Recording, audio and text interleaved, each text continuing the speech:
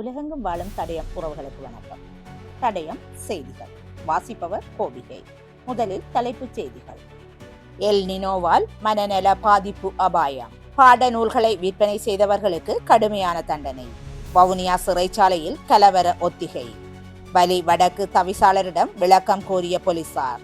சிறுவர்களை வேலைக்கு அமர்த்துதல் தொடர்பில் முக்கிய அறிவுறுத்தல். தொடர்வென விரிவான செய்திகள். தற்போது நிலவும் எல் நினோ காரணமாக ஏற்படும் கடுமையான வெப்பமான காலநிலை மனநல கோளாறுகளால் பாதிக்கப்படுவோரின் எண்ணிக்கையை அதிகரிக்கக்கூடும் என காலி தேசிய மருத்துவமனையின் மனநல ஆலோசகர் மருத்துவர் ரூபன் எச்சரித்துள்ளார். நீண்ட நேரம் சூரிய வெப்பத்தில் இருப்பதால் உடல் வெப்பநிலை அதிகரிப்பதுடன் அது மனிதர்களின் மனநலத்தையும் நேரடியாக பாதிக்கக்கூடும் என அவர் தெரிவித்துள்ளார். அதிக வெப்பம் கோபத்தை தூண்டி சகிப்பு தன்மையை குறைத்து மோதல் போக்கை அதிகரிக்கக்கூடும் என அறிவியல் ஆய்வுகள் சுட்டிக்காட்டுவதாக அவர் தெரிவித்துள்ளார். இத்தகைய பாதிப்புகள் காலப்போக்கில் தீவிரமான உளவியல் பிரச்சனைகளாக மாறக்கூடும் என்றும் அவர் எச்சரித்துள்ளார். குறிப்பாக சிறுவர்கள் மற்றும் முதியவர்கள் அதிக வெப்பமான காலநிலையால் அதிகம் பாதிக்கப்படக்கூடியவர்கள் என தெரிவித்த அவர் வாகன ஓட்டிகளிடையே கோபம் மற்றும் குடும்ப வன்முறை சம்பவங்கள் அதிகரிக்கும் வாய்ப்பு இருப்பதாகவும் தெரிவித்துள்ளார். ஏற்கனவே மனநல சிகிச்சை பெறுபவர்களின் உடல் மற்றும் மனநிலையையும் கடும் வெப்பத்தால் மேலும் மோசமடையக்கூடும் என அவர் சுட்டிக்காட்டியுள்ளார். எனவே பொதுமக்கள் நேரடியாக சூரிய வெளிச்சத்தில் நடமாடுவதை குறைத்து போதுமான அளவு தண்ணீரை அருந்துமாறும் மருத்துவர் ரூபன் அறிவுறுத்தியுள்ளார். அரசாங்க பாடசாலைகளுக்காக வழங்கப்படவிருந்த சுமார் 8 லட்சம் ரூபாய் பெறுமதியான 19,892 பாடநூல்களை விற்பனை செய்த சம்பவம் தொடர்பில் கைது செய்யப்பட்ட 5 சந்தேக நபர்களையும் எதிர்வரும் 25ஆம் திகதி வரை விளக்கமறியலில் வைக்குமாறு கடுவலை நீதவான் நீதிமன்றம் நேற்று உத்தரவிட்டுள்ளது. தெலங்கம போலீசாரினால் கைது செய்யப்பட்ட சந்தேக நபர்கள் கடுவலை நீதவான் அருண புத்ததாச முன்னிலையில் நேற்று ஆஜர்படுத்தப்பட்ட போதே இந்த உத்தரவு பிறப்பிக்கப்பட்டது. முதலாம் ஆண்டுக்கான தமிழ் செயற்பாடு மற்றும் பாடநூல்கள் அடங்கிய 19,892 புத்தகங்கள் காணாமல் போனமை தொடர்பில் கல்வி வெளியீட்டு திணைக்களத்தின் உயர் அதிகாரி ஒருவர் தெலங்கம போலீஸ் நிலையத்தில் முறைப்பாடு செய்திருந்தார். விசாரணைகளில் குறித்த பாடநூல்களை ஏற்றிச் சென்ற லொரி சாரதி அவற்றை பழைய காகிதம் மற்றும் போத்தல் வியாபாரி ஒருவருக்கு 47,000 ரூபாவுக்கு விற்பனை செய்தமை தெரிய வந்துள்ளது.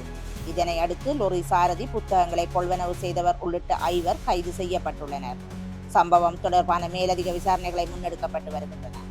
வவுனியா சிறைச்சாலையில் திடீரென அசாதாரண சூழ்நிலை அல்லது கலவரம் ஏற்படும் பட்சத்தில் அதனை எதிர்கொள்வதற்கான விசேட ஒத்திகை நடவடிக்கை நேற்று முன்னெடுக்கப்பட்டது. மோதல் நிலை ஏற்படும் சந்தர்ப்பத்தில் நிலைமையை கட்டுப்பாட்டுக்குள் கொண்டு வருவது தொடர்பான இந்த ஒத்திகை சிறைச்சாலை வளாகம் மற்றும் அதனை சூழ்ந்த பகுதிகளை உள்ளடக்கியதாக நடைபெற்றது. சிறைச்சாலையின் பாதுகாப்பை வலுப்படுத்துவதுடன் அவசரகால நிலைமைகளின் பாதுகாப்பு படையினரின் தயார் நிலையை உறுதிப்படுத்தும் நோக்கில் இந்த நடவடிக்கை முன்னெடுக்கப்பட்டதாக தெரிவிக்கப்படுகிறது. செம்மணி பகுதியில் முன்னெடுக்கப்படும் நீதியின் ஓலம் 2 போராட்டத்திற்கு அனுமதி வழங்கியமை தொடர்பில் வெலிகாமம் கிழக்கு பிரதேச சபை தவிசாளர் தியாகராஜா நிரோஷிடம் போலீஸ் தரப்பு விளக்கம் கோரியுள்ளது. குறித்த போராட்டம் இனங்களுக்கிடையே அமைதியற்ற சூழ்நிலையை ஏற்படுத்துவதுடன் பொது அமைதிக்கு குந்தகம் விளைவிக்கக்கூடும் என போலீஸ் தரப்பு தெரிவித்துள்ளது. இது தொடர்பான விளக்கம் கோரும் கடிதம் யாழ்ப்பாணம் போலீஸ் தலைமையகத்தின் அதிகாரிகளால் நேற்று சனிக்கிழமை தவிசாளரின் அலுவலகத்தில் கையளிக்கப்பட்டுள்ளது. செம்மணியில் போராட்டக்காரர்கள் தங்கியிருந்து போராட்டத்தை முன்னெடுப்பதுடன் யாழ்ப்பாணத்தில் உள்ள ஐக்கிய நாடுகள் சபை அலுவலகத்தில் பேரணியாக சென்று மனு கையளிக்க நடவடிக்கை எடுக்கப்பட்டுள்ளதாகவும் இதற்கு தவிசாளர் அனுமதி வழங்கியுள்ளதாகவும் போலீஸ் தரப்பு கடிதத்தில் சுட்டிக்காட்டியுள்ளது. மேலும் போலீஸ் அனுமதியின்றி இவ்வாறான போராட்ட தொடரை நடத்துவதற்கு எவ்வாறு அனுமதி வழங்கப்பட்டது என்றும் அதற்கான சட்டப்பூர்வ அடிப்படை என்ன என்றும் போலீசார் கேள்வி எழுப்பியுள்ளனர். இதற்கு பதிலளித்துள்ள தவிசாளர் தியாகராஜா நிரோஷ் வலிந்து காணாமல் ஆக்கப்பட்டவர்களின் நீதிக்கான ஜனநாயக ரீதியான போராட்டத்தை பிரதேச சபையின் பயன்பாட்டில் உள்ள நிலத்தில் நடத்துவதற்கு கோரிக்கை விடுக்கப்பட்டதாகவும் மனித உரிமைகளையும் மக்களின் உரிமைகளையும் கருத்தில் கொண்டு அதற்கு அனுமதி வழங்கியதாகவும் தெரிவித்துள்ளார்.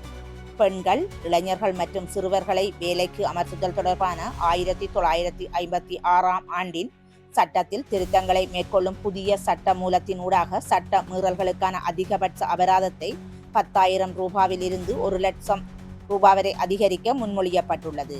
சர்வதேச தொழிலாளர் அமைப்பின் உடன்படிக்கைகளுக்கு அமைவாக இலங்கையின் தொழிலாளர் சட்டங்களை மாற்றியமைக்கும் நோக்கில் இந்த திருத்தம் முன்வைக்கப்பட்டுள்ளது. எதிர்வரும் ஆகஸ்ட் 20ஆம் தேதி பாராளுமன்றத்தில் 2ஆம் வாசிப்புக்கு எடுத்துக்கொள்ளப்பட உள்ள சட்டம் மூலம் பாராளுமன்ற உறுப்பினர் சுனில் ராஜபக்ஷ தலைமையிலான கல்வி, மனிதவளம் மற்றும் மனித மூலதனம் தொடர்பான துறைசார் மேற்பார்வை குழுவில் பரிசீலிக்கப்பட்டது. தற்போதுள்ள அபராத தொகைகள் சட்ட மீறல்களை தடுப்பதற்கு போதுமானதாக இல்லை என தொழில் அமைச்சின் அதிகாரிகள் தெரிவித்துள்ள நிலையில் காலத்தின் தேவைக்கேற்ப இந்த திருத்தம் அவசியமானது என குறிப்பிட்டு குழு சட்டமூலத்திற்கு அனுமதி வழங்கியுள்ளது.